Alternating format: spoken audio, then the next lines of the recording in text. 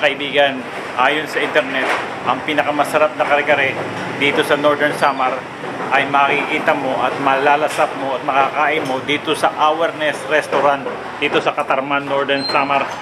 Ayan po mga kaibigan, pupunta tayo sa Awareness Restaurant at dito tayo kakain ng kare-kare.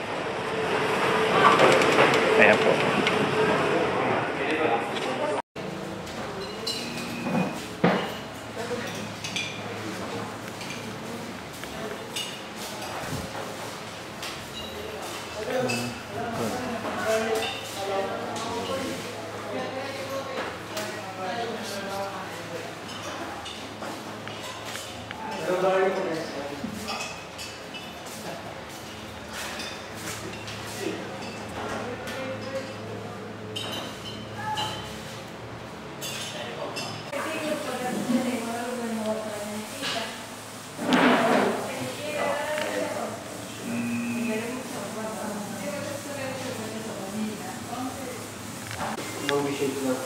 Hindi.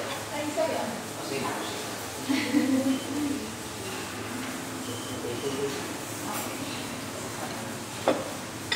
Wala kami helper ngayon, so ako lang nag-prepare ng breakfast. Medyo malaki yung prepare. Sabi ko hanggang lunch ito. Ay, gusto ko lang yung lasa. Yung ano yun recipe for Ayan, pagkubong. Mariligan. May pagkubong. Ang dadali. So, nakalo.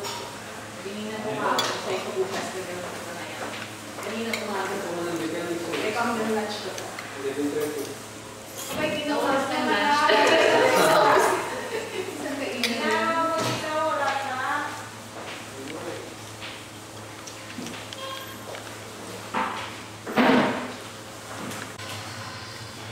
Dito naman ang Halloween. Dito naman ang Halloween. Oo, dito lang. Ayun, dito lang. Hindi kami wala pa kami schedule.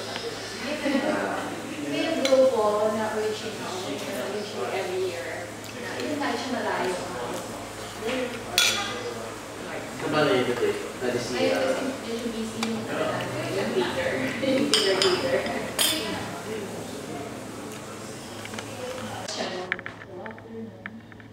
Every year, inaano siya. So after nag-decide siya na, actually, nagsabi niya, when he reaches 50. Mga kaibigan, tapos lang kumain ng kare-kare. Ibang klaseng kare-kare mga kaibigan. Ang meat niya ay Carabao meat. Yung mga laman loob ng kalabaw. Masarap mga kaibigan itong kare-kare dito sa Awareness Restaurant dito sa Katarman, Northern Samar. Kaya mga kaibigan, kung mapapadtaan kayo rito, baka kumain na rin kayo dito sa Awareness para naman ma-experience nyo ang Carabao meat. Alright? That was good, man. I can't wait to eat some other dishes here in Katarman, Northern Samar.